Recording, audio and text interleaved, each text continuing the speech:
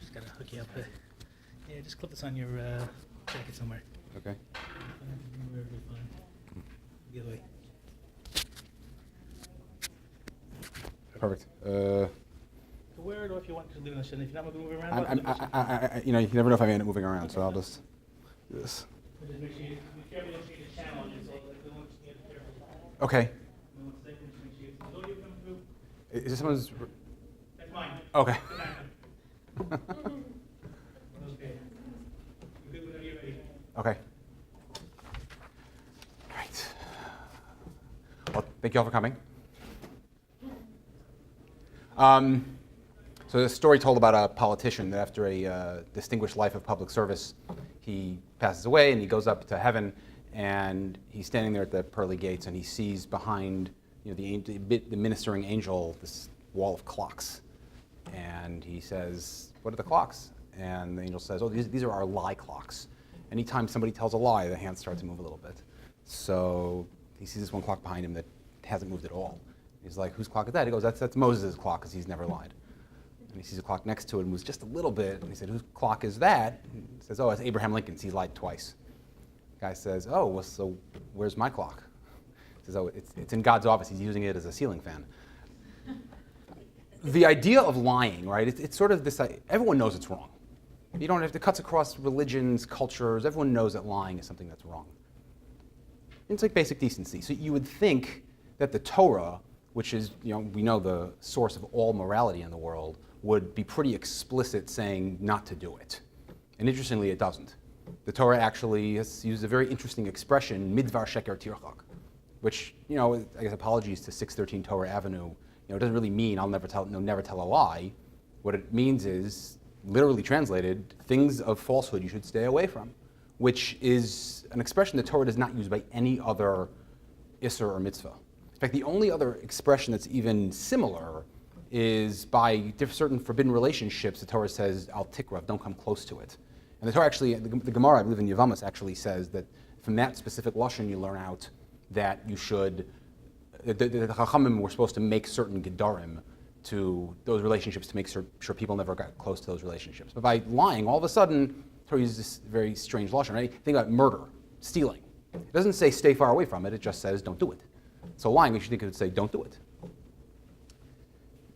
So this is a question that Chaim Friedlander asks in the Sifsei Chaim. So to answer it, he uses an interesting idea, which is he takes the Rabbeinu Yonah in Shari Tshuva has a very long explanation. It goes for a couple of different chapters about the concept of lying and what it has to do with people. And he actually says an interesting thing, that the idea of lying, he calls it yesodos lenefesh, that they relate to the very essence of your soul, which again is kind of a strange thing to say, because you see that already, you think lying are just the words that we use, and in fact, Rabbi Yonah is saying, no, it actually relates to everything that you are as a person.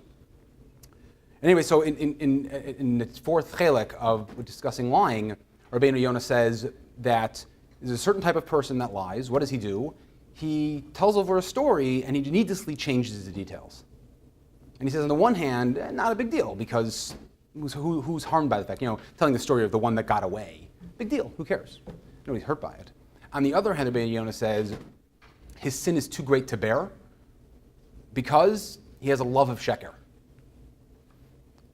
I wonder what does that mean, you have a love of sheker? So Chaim Friedlander looks at it and says, Rabbi Yonah is trying to explain, why would somebody telling over a story that's really not relevant to anything lie? What are you getting out of it?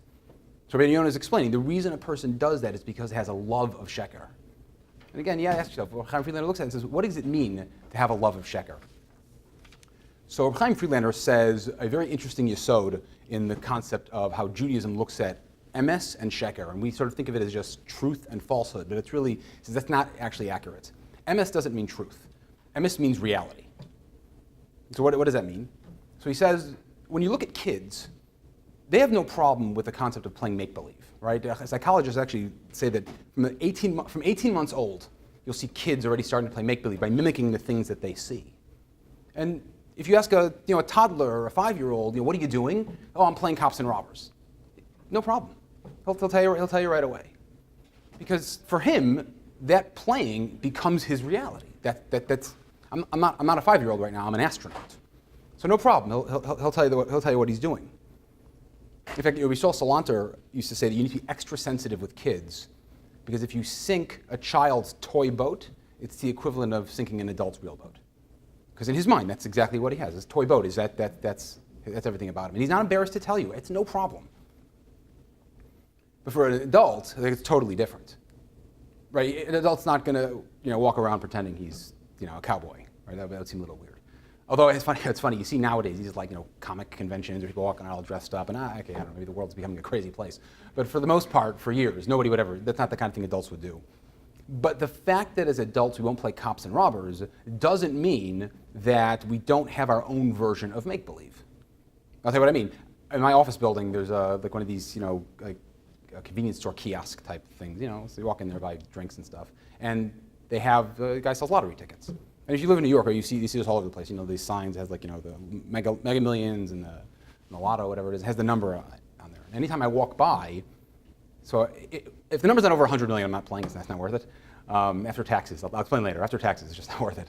But I look by as the number gets bigger and bigger, and you start thinking, it's up to 400 million. That sounds great. I really should play. And I would do it, and I would immediately start thinking exactly not just how great it would be if I won the lottery, but with real specificity of what I'd spend the money on. Like, okay, so the lottery's $400 million. Okay, so take after taxes, that's $200 million. And you take the lump sum, you get about $125 million. $125 million. Okay, I got to give $12.5 million for Meiser, and then I'm going to buy a plane and a house. Like very specific amounts. But what am I doing? I'm not winning the lottery, right?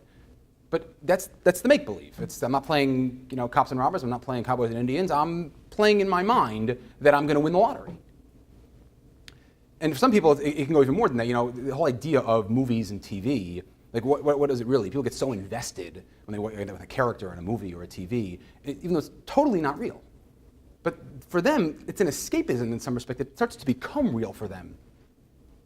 So when people are embarrassed over their fantasies, yeah, they want to do it, but when you're telling over a story and you want to make it sound a little bit better, like, yeah, I was involved in this thing, and the one that got away, and it was really amazing, and I'm such a great fisherman, and because in your mind you want to create a fantasy that's not real. You never want to explain that fantasy, but you want to sort of live that a little bit. And this idea of escapism. Now you may say, what's the big deal? So okay, as Rabbi Yonah points out, what's the harm? Nobody's hurt by it. But the fact is, you have two problems with it. And one is a simple one. On a simple level, it creates a casualness with telling things that are not true that can cause you to ultimately tell over things that are not true in a way that really does matter to people. But it's really a bigger problem, one that's actually more dangerous in terms of how it can warp your sense of reality and how you interact with the rest of the world. So with a little bit of an apology, I'm going to talk a little bit about Einstein's theory of relativity, which I'm sure everyone's very familiar with. The idea is that two things that appear fixed actually are not. And how they relate to each other depends on their actual position in time and space. So you have two people who are at the same age. You would think that they would two people standing next to each other. One's standing still. One's actually moving at the speed of light. Right? You would assume that those two people will actually age at the same rate because age, time, these things are all fixed. It doesn't change. But the whole point of theory of relativity is that's not true. It actually does. Now, the example of somebody moving at the speed of light may sound a little weird, but they've done multiple experiments with clocks in outer space. Atomic clocks, one here, one in outer space. The one in outer space, actually, the time moves slower because of the fact that in space, everything moves differently. So you have two atomic clocks, you think that time is fixed, right? It should go the seconds a second. No, it doesn't work that way. Now, okay, so you may ask yourself, what does that have to do with me? I'm not an astrophysicist. So Sean Aker, a psychologist from Harvard, who has a really fascinating book I highly recommend you reading called The Happiness Advantage. He says you take this principle, it teaches you something about how our brains work, which is that relativity, every sense of our own experience, you might think it's the same thing, but it actually depends on how it goes through your brain relative to what you've experienced. Meaning two different people can experience the exact same thing, but it's totally different for each of them because of the fact that it's being viewed through their brain. Well, when you start thinking about it that way, if you start viewing the world through your own brain, you're going to view something and have a different experience than somebody else. The easiest way to think about this, and I heard this a lot from Charlie Harari, who I guess is a plug for his book. He has a book coming out in about a month. I highly recommend it. It is fantastic. Unlocking Greatness. Two guys sitting there watching the Super Bowl. One's from New York, one's from Boston. This goes back a bunch of years when the Giants and the Patriots were playing each other in the Super Bowl. To one of them, the outcome was amazing. And to the other one, the outcome was awful, worst day of his life.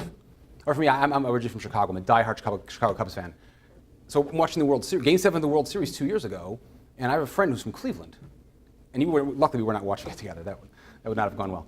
And we're both watching the exact same thing. And for me, it's one of the happiest moments of my life. I probably shouldn't admit that, but it was one of the happiest moments of my life. And for my friend, it was devastating. But why? We're both watching the exact same thing. And the answer is because we're not watching the same thing. We're experiencing something differently through the prism and the schema of our minds. So things that you might think, oh, it's fixed, everything should be the same. No. So the problem is that when you live your life a certain way and you're not paying attention to what's real, you can totally have the wrong experience. Now, there's a simple level of this, right? So I've told the story over. My son's here. I shouldn't probably say it, but you may not remember this yet. When at one point, a client of mine had given me Yankee tickets, and I was sitting in Yankee Stadium in the Legends section, which is like the front, like 2 rows back. You remember? It's front, like 2 rows back. You have waiters coming to your seats. It's like there's a restaurant underneath with a full kosher section. It's like an unbelievable thing. And I took my kids because this will be a cool experience. Until I realized after the fact that I think now they're going to think that every time we go to a baseball game, we have to be sitting in those seats. Why? Because that's what they experience. And to them, baseball games mean, luckily they got over it. Baseball games mean sitting in the front row with waiters coming to your seats, bringing you drinks, kosher food, everything you could possibly want. But that's not reality. But they sat there. But that's not the way real life works. And so what you're finding is this idea that the things that you experience and the lens through which you view the world, that starts to define what your own reality is. It's a really interesting study that was done in it was a psychological study, but it was cited in the Journal of Communication. That said that people that watch less TV are better judges of character and better judges of life's rewards and risks. And by the way, the TV they were talking about was the evening news, right? You would think, but the fact is the news gives you a certain perspective on the world because that's what they're feeding you. And so if all you're watching is that, you think, I know, I'm well informed. I know what's going on in the world. I should be really good at judging life's rewards and risks. And no, you have it backwards because you're only getting one little portion of what life is all about from the news. And then what's really crazy is you might think, okay, so maybe it's if you prolonged exposure to this type of stuff, that's what's going to cause the problem. But it's actually really, the impacts on the brain are actually very quick. So there's actually a very recent study that came out in the Journal of Evolution and Human Behavior it was the beginning of this year actually, that they took people, and it's kind of a weird study. I don't know, psychologists come up with these studies. I don't know where they do it. They came up with this study. They took a group of 50 men and 50 women, and they showed them pictures of the opposite gender. And they asked them, would you want to have a short-term relationship with this person, a long-term relationship with this person, or no relationship? And obviously it's a little bit not such a great study because of the fact it's just based on looks. But everyone gave their answers. The next thing they did was they showed these people, over a course of a minute or two, pictures of fancy cars, mansions, and cash. And then they showed them the exact same pictures they'd seen previously, and the desire to have a long-term relationship went down by 20%. Because now they're suddenly exposed to things that don't have real long-lasting kiyum. It's just, cars and cash. And all of a sudden, they're not interested in long-term relationships. When they showed them pictures of children, the opposite effect happened. They had 28% increase in desire for long-term relationships. Just men or both men? No, men and women. No, that was the part of the amazing thing about the study is when the scientists actually started it, they had the intention to see if there was going to be a different how women and men viewed this stuff, and there was no difference. And it's frankly a little bit frightening because the idea that you could have this quick exposure to something that's not real and having this impact on you, it's changing the way your brain views the world. And I think that part of what's happening here is this is what the Torah is telling you with midvar sheker tirchak. Telling you not to lie, that's easy. The Torah can just sort of say it easily. But the lesson is much broader than that and much more complex. The idea is you have to completely distance yourself and stay away from anything that's false. anything that's not reality, anything that's fantasy, you can't have anything to do with it, because the second you get exposed to it, if you're not prepared to recognize it for what it is, it can have this crazy impact on how you view the whole world. It's like one of these things where I was talking to a friend, this goes back a number of years. I was talking to a friend who was telling me that his daughter was dating, and trying to understand what her interests were in terms of what she's looking for in a husband, how she thinks and she's looking for. And the answers that she was giving him, he said were like a little frightening to him, because he's like not sure, and he realized like, yeah, because maybe this girl's been exposed to romantic comedies and TV and things that just gave her a completely warped view of what real life is. And and again, because of the fact that it's so easily applied, the Torah uses this unique lashon of tirchak, to stay far away from it. Because the second you have this impact on you, it can really ruin the way you view the world. Now, part of what's interesting about this is understanding about the lens through which we view the world. So just as an aside, Martin Seligman, who's viewed as one of the founding fathers of positive psychology, he explains that the way the human brain works is humans are unique in the animal kingdom in that they only view the future. Meaning, psychologists used to think that it was always about the past. Like you just lay down on the couch and the psychologist would say, so how did your mother treat you? And they've learned that's not really what it's about. Humans are always focused on the future. Treating depression, for example, has changed in that they've started to really focus on trying to get people more positive about the future, because that's where they spend most of their time thinking. Except with the one exception, in that it's all about the future, but it's being viewed through the lens of your past. So you want to fix things, yeah, you need to get more positive about the future, but if you want to actually address it, you still need to understand the lens through which you're viewing it. So when I first learned this idea, I thought it was kind of interesting in that you're seeing that, again, if you understand taking Reb Chaim Friedlander's explanation of what this yesod of midvar sheker tirchak really means, but it's all about the brain.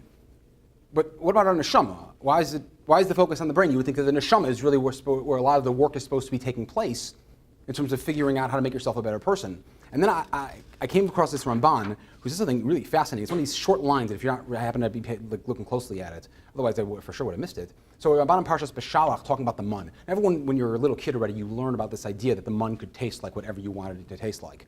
And the Ramban explains that the reason that worked is because the imagination that somebody had, it really came through their brain. But the mun is actually something that was a food that was purely spiritual. So somebody who was really spiritual could make it taste like everybody wanted. So it was a combination of neshama and brain. And he uses this line, Ki ha-nefesh b'machshavta tidbak be'elyonim. Your neshama, your nefesh, the way you connect up to Hashem is through your thoughts.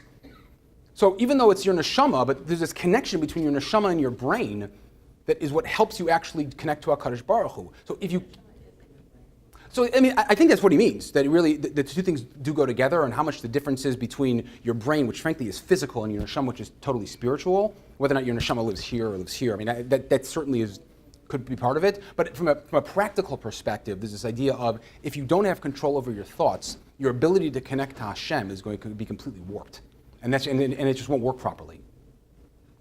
Now, the thing about this is that it's a little bit depressing, if you think, because all the things we've just been talking about are how experiences that you have can warp your sense of reality and sort of, lack of a better word, ruin your relationships in the world, right? The story of the girl earlier. If your view of a relationship between husband and wife is based on movies, you're going to have a completely mistaken impression of what husband and wife, how a relationship is supposed to go. Same thing with your kids or coworkers. Anything you expect, if it's not based on reality, it's not going to work right.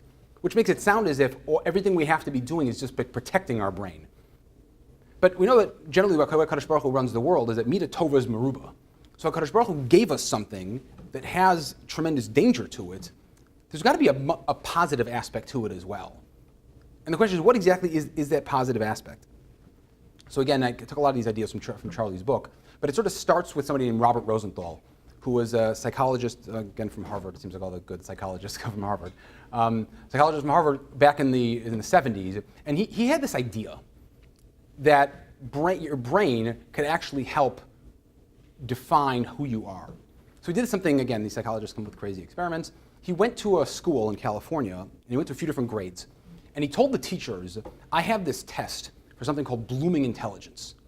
that I can determine whether or not a child is going to become smarter.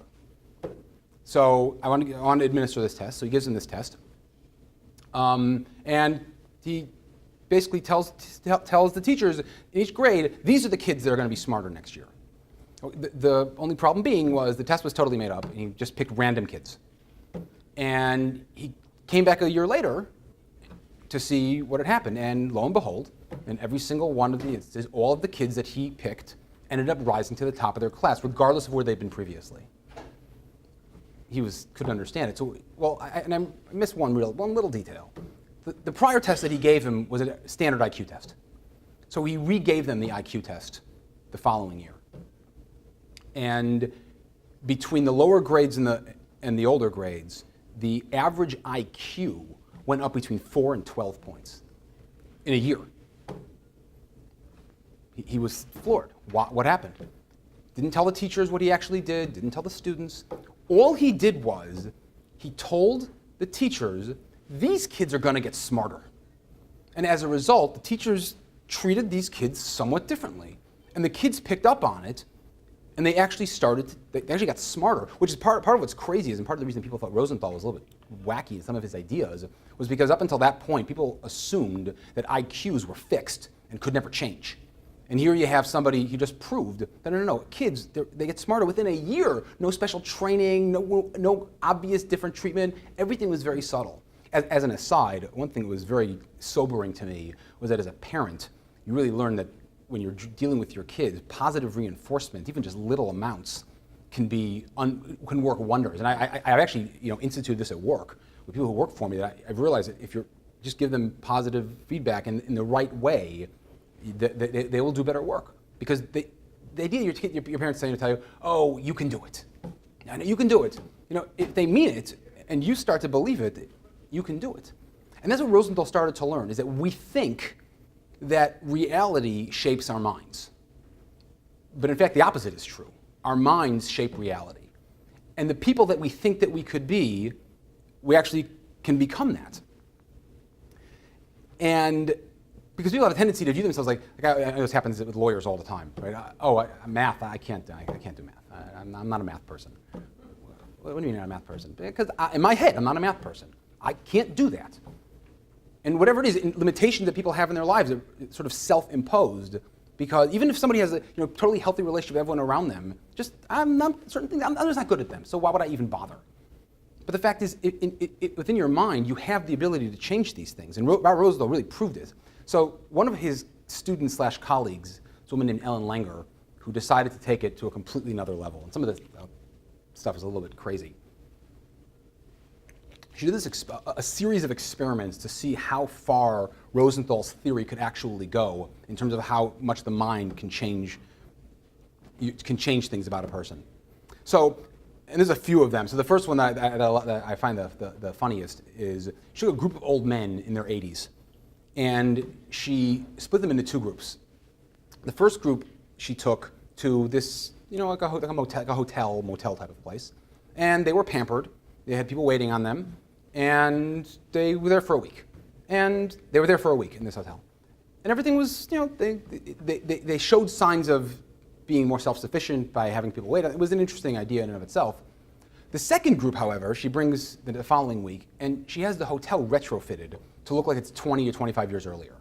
She has clothes made for them that are older clothing. The TVs only showed old TV shows. She had Life magazines that were put out from old years ago. And she told everyone, pretend that it's 25 years ago. Only talk about what's happening, what was happening 25 years ago. And a week goes by, and something amazing happens.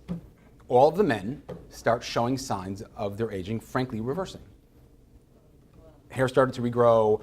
The arthritis started to go away because their limbs started to elongate. She took pictures of them at the beginning and at the end, and she showed the pictures to people who had no idea what the experiment was, and says, here's two people, do these people look the same to you? And she's like, well, yeah, this picture looks like this guy's 20 years younger. 1 week. And by the way, here's what's really crazy about it. These guys knew that it was a fake. But it didn't matter. Their minds picked up on the idea that they were fake, that they were pretending it was 20 years younger, and their minds adapted. Crazy, right? She did another one where she took a group of hotel chambermaids, and it was two different hotels, and she went to the first group and said, she's interviewing them about their day, and she had them as a group, and she said, do you exercise? And the response across the board was, no, who has time? We don't exercise. She said, okay, thanks. Brings the next group in and asks them the same question, and they say the same answer. Well, who has time to exercise? And she said, what do you mean? You're exercising a whole day. And she had statistics showing, you're walking X number of miles a day by walking down the halls, you're pushing X number of weight because you're pushing the carts, you're bending over to change the sheets, and here's all these things that you're doing. You are exercising. Okay, and they left. Come back, I forget if it was how long, I think it was a month later she came back, and every single one of them it was an average weight loss of 2 to 4 pounds. Blood pressure went down. They showed all the signs of having changed their exercise, but she controlled with every single one of them. Not one of them changed their habits. But all of a sudden, their minds picked up on this idea that, hey, I am exercising, and had a physical impact on who they were. Just one last one. Also, I love this one. She was trying to test for eyesight. And she took a group of students from the ROTC,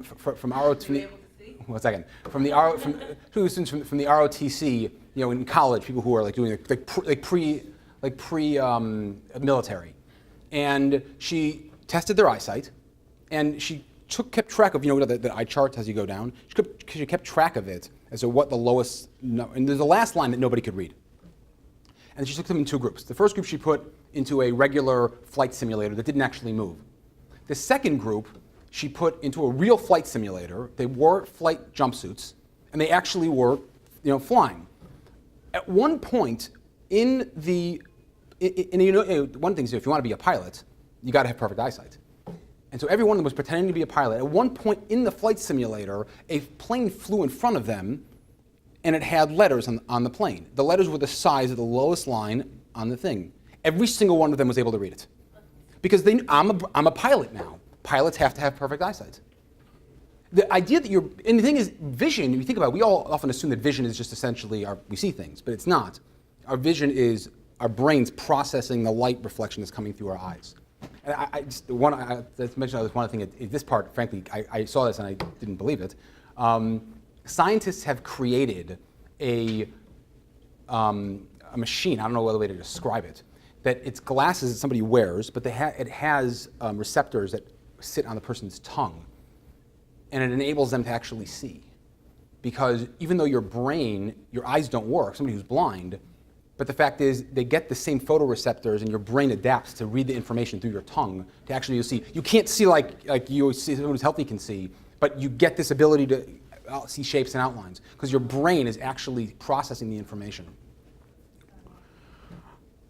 Okay, so one thing I'll mention. I can go in these stories for months. You ask somebody well, how long do you think you could hold your breath for? A minute, 2 minutes, 3 minutes. People, some extreme breath holders, 7 minutes. The world record for holding your breath is about 24 minutes. Yeah. So there's a group of people, and there's actually Norway actually has like a sleep apnea team. As strange as it sounds, that they practice holding their breaths, and they've trained their minds to override the signals that you get. You don't have the right mix of oxygen and carbon dioxide in your brain that enable them to keep going without any problems. Things that you think are impossible, your brain can actually completely overcome them. And it's just a question of figuring out how. Now, so the problem, of course, is, or so you're hearing this, wow, this is wonderful stuff. Okay, but so what? What do I do with it? How do you take this information and access all the power that your brain has? Because it's not just about, that's where we started before, it's not just about trying to see and make sure your brain isn't exposed to things that are going to warp your sense of reality. Because you know what defines reality? You do. Whatever it is you want your brain to do, your brain will do it. It's just a question of figuring out how to access it. So I think that there's two different ways to think about how to access your brain in a way that's going to actually give you the ability to overcome some limitations that we think we impose upon ourselves. Now again, I will preface what I'm about to say with just the thought that there's no quick fix to be able to access the power that your brain has. It takes work. But there's a way to really just obviously not flip a switch, but to start with the steps that will lead you there. So there's two different ideas. they don't totally relate, but they can overlap somewhat. So people often think that, well, if I had great abilities, I could accomplish more. If I only had this amount of money, and if I only had this amount of self-control, and if I only had this amount of whatever it is that you think is what you're missing in your life, then I could do more. I'm not going to be the person that's going to start this organization. I'm not going to be the person that's going to help accomplish this because it's not me. I can't do it. So my favorite Rashi in all of Torah, and all of Torah, is in Parshas Vayigash, where it's right at the beginning. Yehuda steps forward. Vayigash, I love Yehuda, steps forward to Paro, and he starts telling him all these things. And he says, "Ki kamocha kaparo," you're like Paro. So Rashi does something very interesting. He has 4 pshatim as to what exactly it means when he says "Ki kamocha kaparo." The first 3 basically are, HaKadosh Baruch Hu is going to punish you. You tried to take Sarah. The last shot that he gives is really, frankly, I love it. It gets me all excited. He says, "Ki kamocha kaparo." What does that mean? You're like Paro. If you keep upsetting me, I'll kill you. I'll kill Paro. It's a wonderful thing. It gets a lot of Jewish pride about strong Jews, right? But I don't understand. Yehuda and the brothers were basically getting abused by Yosef up until this point. They were constantly, they didn't know what to say. He was basically accusing them of lying. They couldn't even effectively respond. Where does Rashi getting it from? That all of a sudden Yehuda is stepping up and making this crazy threat that keep it up, Yosef, or Tzaf Naspanech, keep it up, and I'm going to kill you and I'll kill Paro too. It just seems a little bit crazy. So I think that, I'm assuming that Rashi kind of had everything that Rabbi Rosenthal figured out a little bit earlier. This idea that when you take responsibility upon yourself and you have no choice but to do it, you access that part of your brain that says it gives you the abilities you need to do it. What changed up until this point in time, before last time they were in front of Yosef and now? Well, only one thing really, was that Yehuda told Yaakov, "I will bring him back." So after they get caught with Binyamin having to have stolen the Gevia, and they went to in front of Yosef, Yehuda said, "I've got no choice now." And Rashi's saying, you know what Yehuda was telling Yosef? Look, man, it's on me. And once it's on me, I'm going to fix it. And I don't care what I have to do. So this concept of taking responsibility, even when you think you can't necessarily do it, gives you the ability, gives you the achrayus. And you can look at it metaphysically. Kadosh Baruch Hu gives you the additional koyach that you didn't think you had previously. But even just a physical perspective, this idea that Hashem, that you're going to be able to get the power and the abilities that you already have and access what's in your brain, that gives you a power to accomplish things and achieve things you never thought you could. So that's number one. In fact, there's interesting. In one of the JWRP men's trips that I do to Eretz Yisrael, so we get to meet with soldiers often. And one of the things that we heard, we were sitting with some soldiers. One officer was telling us that there's this expression in the Israeli army. It's a lie on me. He says if you're sitting in a meeting with officers and somebody trying to decide who's doing what, if you say a lie, nobody will question anymore that you will get it done because you said a lie. It's on you. But what do you do if you're not? No, because you said it, you're going to get it done. And whether they're thinking about it from a psychological perspective or not, but the reality is when you take on this responsibility, you get an extra ability. You manage to figure out a way to make it work.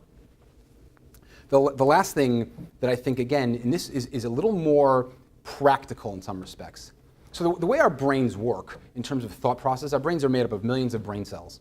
And when you have a thought, these synaptic nerves fire and connects the two cells in your brain. So things that we do easily, the brain creates a stronger connection. So like you look at this thing over here and it's a chair. You don't have to think about it. You know it's a chair. Why? Because your brain has gotten used to the concept of chair and it immediately looks at it and it gets it. And the same is true if you have, for example, someone like who may have a temper. Why do they immediately fly off the handle with things that seem totally unreasonable? Because in their brain, when things don't go the way they want, the synaptic connection between those nerves and those brain cells about I don't get my way, I get upset, is very strong. And before the logical part of your brain telling you, who cares, can kick in, it's too late. And that part of the brain has already kicked in. It creates stronger connections. And this is an expression, neurons that fire together, neurons that wire together, fire together. Right? The more you do it, the stronger the connection gets. And this is what? How do you undo it? Well, so, no, but it's a great question. No, that's a great question. And so part of the way that, and this is the Bali Musar talk about this in terms of little things that when done over and over and over again make it much easier to do. It's simple repetitions. And it's always, because of the fact that you're trying to create synaptic connections within your brain, if you do something that's very, very difficult and say, I'm gonna get up every morning at 4 o'clock in the morning and go to the gym for 2 hours. Yeah, maybe you'll do it the first 3 days, but then it's going to stop when it's Thursday morning and you're up late the night before and you're tired. But if you want to be able to actually accomplish it, say, I'm going to get up 5 minutes earlier. And once you start doing that, and most usually talk about this idea of something really requiring 90 days of serious repetition. But if it's something small, the connection starts to grow and solidify. And that's really the simplest way to think about this in terms of, okay, so I have something I want to do. Isn't it like dieting, right? If you wanted, that's it. It's after Pesach, and I, eat like a horse, and I gotta get back on the wagon. So it's, no problem. So the first day you're great, because no problem. And even if you're hungry, stay strong. Second day, maybe also by 3-4 days later, it's like, okay, enough. Pizza for lunch, right? Because that's the way it is. Because your brain, you can't create those synaptic connections because you're doing something that's too difficult. But if you take on something small and you start to slowly build the connections in your brain and it solidifies, that becomes the new normal. Something funny. I'll just say someone that I know decided that she was no longer eating chocolate, which for me was just crazy. Why would I do that, right? But she said, no, I don't eat chocolate. And day after day after day after day, she just, I just don't eat chocolate. She do anything else. I'm not eating chocolate. And she got to a certain point where she doesn't eat chocolate anymore. Does not eat chocolate. Why? Doesn't want to either. Doesn't want to. Just doesn't have to think for her. And it doesn't matter what it is. Just, I don't eat chocolate. Why? Because she just worked at it and created the connections in the brain. Now that's the same way I say cherish. She says I don't eat chocolate. So it won't happen overnight. But the reality is, to sort of go back to where we started, the idea of midvar sheker tirchak. It's all about the way our brains work. And if you want to, as the Ramban says, if you want to connect to HaKadosh Baruch Hu in the right way, you have to do it through the vehicle of the thoughts that you have. And creating positive thoughts, you think positive and positive things happen. Yeah, that's right. It's exactly what happens. If you think positive, positive things will happen.